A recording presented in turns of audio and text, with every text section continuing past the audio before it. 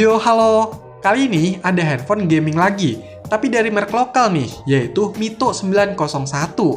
Ini kelihatannya emang udah gaming banget ya. Terus udah ada gambar dari game Assassin's Creed, dan didukung sama MediaTek. Wah, mantep nih. Oke, nggak usah pakai lama, langsung aja di unboxing.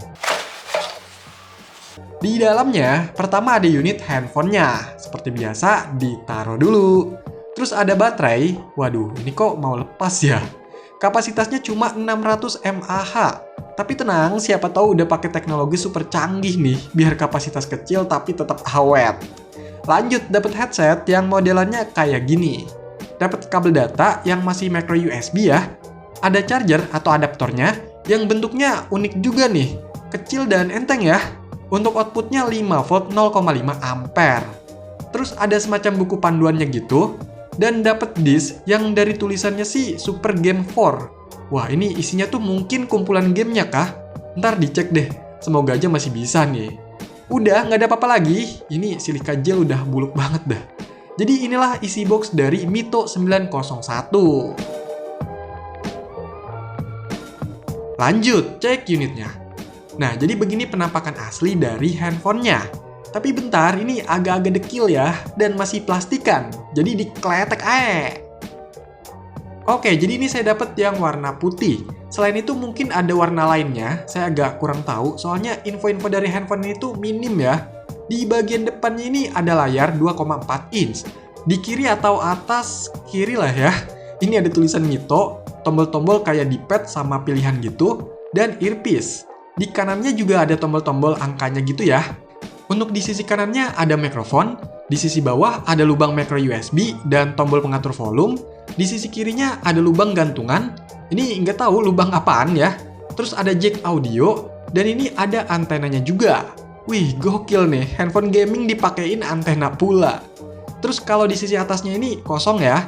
Untuk bagian belakangnya ada kamera, dan ada lubang speakernya yang bentukannya unik ya. Tapi handphone Mito itu biasanya punya speaker yang kenceng loh. Secara desainnya ini sebenarnya cukup simple lah ya. Nggak terlalu banyak lengkungan, lebih ngebulet gitu, dan sisinya ini flat. Bahannya ini plastik, finishing glossy, dan ada efek-efek chrome-nya gitu ya. Jadi lebih terkesan mewah, sedikit lah. Dan build quality-nya ini masih tergolong cukup oke. Coba buka back cover-nya. Nah kan bener, ini speakernya lumayan gede ya. Kayaknya bakalan kenceng nih suaranya. Di dalam sini ada slot mini SIM 1, SIM 2, dan micro SD. Terus ada keterangan email, serial number, dan modelnya 901. Masih made in China nih. Oke, coba dinyalain, semoga bisa nyala. Yes, nyala!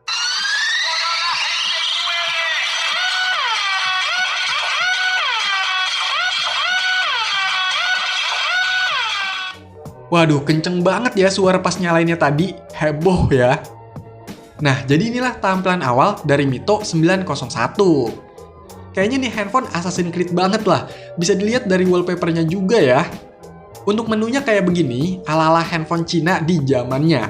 Tapi ini banyak aplikasi dari bawaannya juga. Nah, untuk navigasinya ini bisa pakai tombol dan bisa juga pakai touchscreen. Tapi ada yang cuma bisa pakai tombol aja, ada juga yang cuma bisa pakai touchscreen-nya aja. Misalnya pilih menu nih. By the way, ini di layar ada garisnya gitu ya. Entah kenapa, tapi ya udahlah. Soalnya handphone gaming ini harganya juga murah banget. Saya beli lewat shopping itu cuma 60 ribuan. Jadi harap maklum lah. Sebenarnya saya penasaran nih sama fitur gamingnya. Jadi sebelum bahas yang lain, kayaknya langsung aja ya. Nah, di menunya ini udah ada game Assassin's Creed Brotherhood dari Gameloft yang bisa langsung dimainin. Tapi ternyata ini tuh game cuma trial atau percobaan selama 90 detik dan 2 kali coba doang. Hadeh. Gamenya juga masih yang 2 dimensi gitulah ya. Sebenarnya sih ini seru-seru aja. Cuma kenapa yang digembar-gemborin cuma dikasih e-chip doang, nggak full.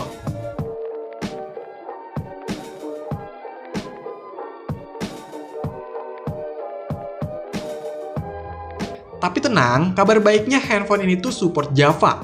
Jadi bisa jalanin aplikasi atau game berbasis Java yang biasanya berformat file jar atau JAR.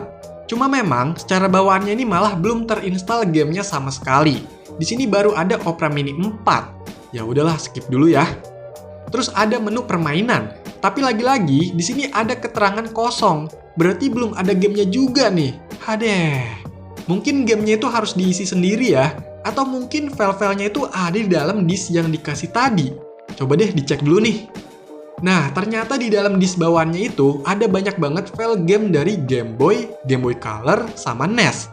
Ini ditotalin semuanya mungkin ada ribuan lah. Dan nggak diulang-ulang. Gokil. Tapi kenapa malah nggak langsung ada di handphone ya? Mungkin karena penyimpanan handphonenya itu kecil, cuma sekitar 200 KB aja. Dan nggak dikasih microSD juga. Jadi mungkin solusinya pakai disk ini buat menekan budget juga kan? Terus gamenya ini bisa dimasukin ke handphone itu butuh microSD juga sebenarnya. Terus simpennya itu di folder game, nanti otomatis bakalan muncul tuh di dalam menu permainan. Dan bisa langsung gas dimainin.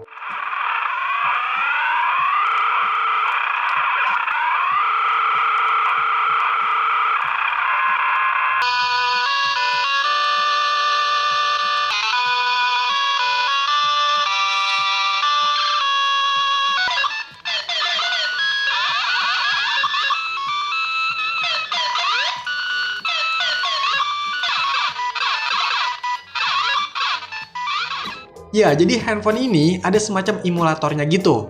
Jadi bisa mainin Game Boy, Game Boy Color, dan NES. Performanya emang nggak yang lancar banget, malah kayak agak macet tapi dicepetin. Mungkin settingannya nyesuaiin spek handphone ini ya.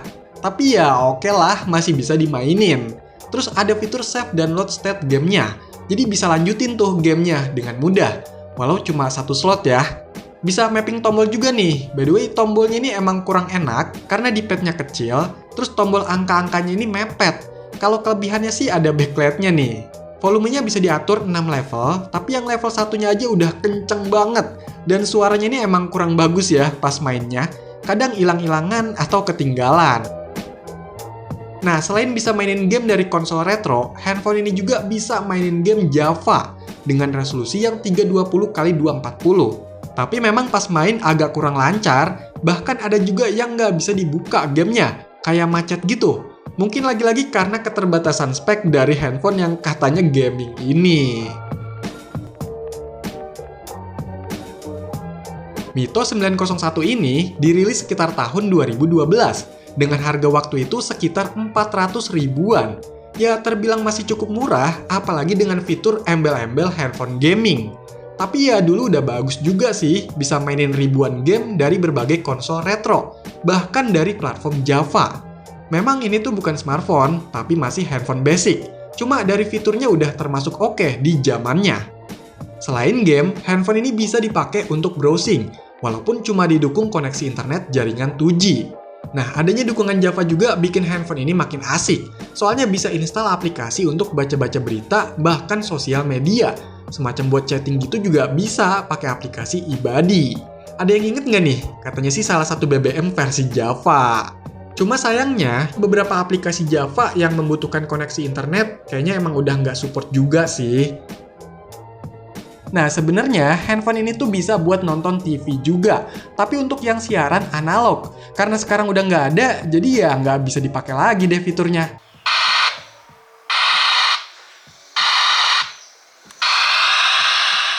Untuk dengerin musik file MP3 juga bisa nih. Suaranya emang beneran kenceng banget, menggelegar, tapi kualitasnya ya lumayan aja lah.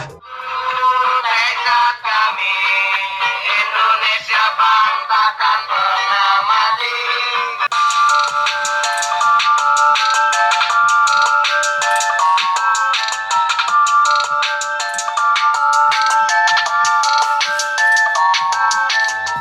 Handphone ini juga bisa buat nonton video. Terus kalau mau bikin video sendiri atau mau foto-foto juga bisa sih pakai kameranya. Cuma ya kualitasnya bikin sakit mata kalau untuk sekarang.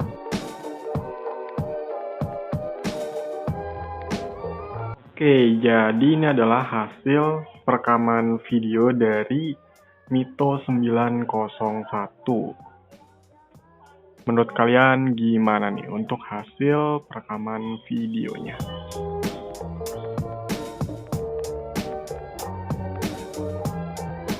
Mito 901 ini memang handphone gaming, tapi untuk di zamannya dan untuk kelas harga yang murah juga. Kalau dibandingin handphone gaming legend macam Nokia N-Gag memang kalah, tapi sekelas handphone Cina oke lah. Bahkan dibanding sama seri lebih barunya, yaitu Mito Retro ataupun Evercost G7T, yang ini berasa lebih oke. Adapun keterbatasannya, ya itulah seninya pakai handphone asal Cina di zamannya. Oke, jadi itulah handphone gaming yang bisa mainin banyak jenis game di zamannya, yaitu Mito 901. Silahkan dikomentarin, like, share, dan subscribe channel ini. Terima kasih.